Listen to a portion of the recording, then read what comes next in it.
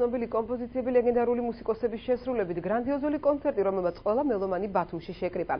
2 საათიანი საკონცერტო პროგრამა პიაცას მოედანზე ამერიკელმა მესაყვირემ გახსნა. 7 წლიანი პაუზის შემდეგ გია ყანჩელის ყვითელი ფოთლები კრის ბოტის შესრულებით ისევ აღჟღებდა. შესრულდა არაერთი სხვა პოპულარული მელოდია. შოუს სპეციალური სტუმარი სტინგი კრის ბოტიმ წარადგინა. მეგა ვარსკვლავმა 5 ცნობილი ჰიტი შეასრულა და ბისზე გამოვიდა.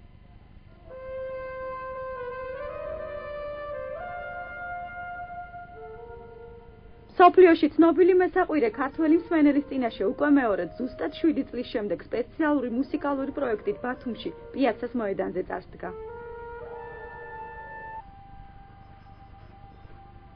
კრის ბოტმა კონცერტის პირველივე ნაწილში შოუს სპეციალური სტუმარი სტინგი თავად წარადგინა. სტინგი მსმენელის წინაშე თავისი ერთ-ერთი ყველაზე ცნობილი კომპოზიციით წარსდგა.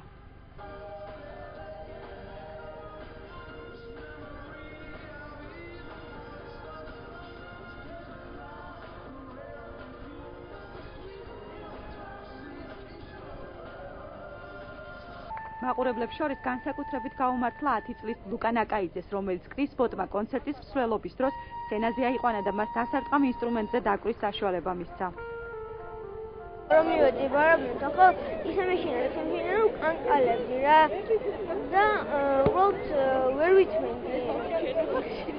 იმიტომ ანუ ეს ძალიან იპასუხება ეს ხალხთან დომე და ეხლა მე რამე რომ შევშლო და ხო ესე იგი მთელი კონცერტი ჩაიშლებოდა რა და ეს არ უნდა მომხდარიყო. სტინგ სცენაზე აკომპანირებას ეროვნულ სიმფონიურ ორკესტრთან ერთად ვირტუოზი გიტარისტი დომენიკ მილერი უწევდა. განსაკუთრებული ოვაციით შეხვდა მსმენელი ლიზა ფიშერს. კრის ბოტიმ ქართველი მსმენელისთვის ცნობილი ქართული მუსიკა ყვითელი ფოთლები კიდევ ერთხელ შეასრულა. კრის ბოტი საქართველოში პირველად 2004 წელს ჯაზ ფესტივალზე იყო. გია ყანჩელის ამ მუსიკით იგი სწორედ მაშინ აღფრთოვანდა. ბათუმში ყოფნა და ამ შესანიშნავ კონცერტზე დასწრება არაჩვეულებრივი იყო. ასეთი დონის მუსიკოსების მოსმენა ასეთ ლამაზ ქალაქში დაუვიწყარი შთაბეჭდილება. ამ შოუს შემდეგ სხვა ცნობილ მომღერლებსაც სურვილი გაუჩნდებათ, რომ ბათუმში ჩამოვიდნენ და ასეთი გრანდიოზული კონცერტები გამართონ. პიაცაზე შეკრებილი მსმენელი მუსიკით გამოწვეულ ემოციას და აღფრთოვანებას ვერ მალავდა. კონცერტის მსვლელობის დროს მუსიკოსებს ისინი ტაშს ფეხზე დამდგარი უკრავდნენ. ცნობილი მუსიკის ჰანგებს ბევრი ცეკვითაც აყვა.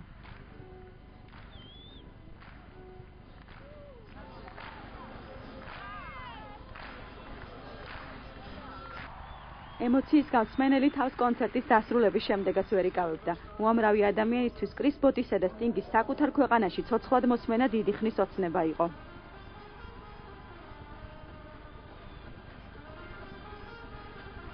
სიამოვნები ვარ და არ მეგონა რომ გვეღირსებოდა სტინგის კონცერტზე ყოფნა ჩვენ ქვეყანაში და ძალიან ვამაყობს ყველანი რომ აქ ვართ და ძალიან ვსიამოვნებს ეს პროცესი.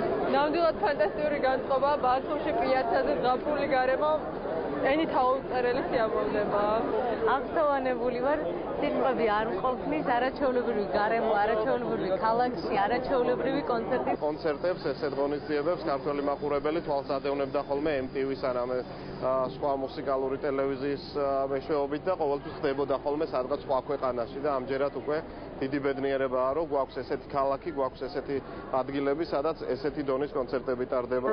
საკონცერტო პროგრამა თითქმის 2 საათს გაგრძელდა. კონცერტის ბოლოს სტინგმა ბისზე თავისი ცნობილი კომპოზიცია My Happy Valentine შეასრულა. ის, ვისაც კონცერტის ბილეთი არ შეხვდა, კონცერტის მსვლელობას ბათუმის დრამატულ თეატრთან დამონტაჟებულ სპეციალურ მონიტორთან ადევნებდა თვალს. სტინგისა და კრის ბოტის თაყვანისმცემლებმა კონცერტის საყურებლად თეატრის მიმდებარე ტერიტორიაზე მისვლა რამდენიმე საათით ადრე დაიწყეს. ძალიან მაგარი რაღაცაა. იმედი მაქვს მომავალშიც გაგრძელდება და კაი მომღერლები ჩამოვა და ხალხიც გაერთობა. ძალიან გახარებული ვარ ჩვენს ქალაქში ეგეთი რაღაც რო ხდება სტინგი რო ჩამოვიდა. მაგარი მომწონს ეს სტინგი და ძალიან საოცარი რაღაცაა რომ აი ეგეთ კონცერტები რო ჩართებოდა. რაც უფრო მეტი იქნება, მით უფრო სასიამოვნოა. კრის ბოტის და მისი ბენდის კონცერტი საქველმოქმედო იყო და შემოსული თანხა მთლიანად საქართველოს სკრინინგ ცენტრში გადაირიცხება. სტინგმა ბათუმი დღეს დილით დაახლოებით 11 საათზე დატოვა. მეგა ვარსკვლავის სასტუმრო შერატონიდან ბათუმის საერთაშორისო აეროპორტში გაემგზავრა, საიდანაც საკუთარი თვითმფრინავით გაფრინდა. სტინგი აეროპორტში კონცერტის ორგანიზატორებმა გააცილეს. ვარსკვლავს წასვლისას მედიისთვის კომენტარი არ გაუკეთებია.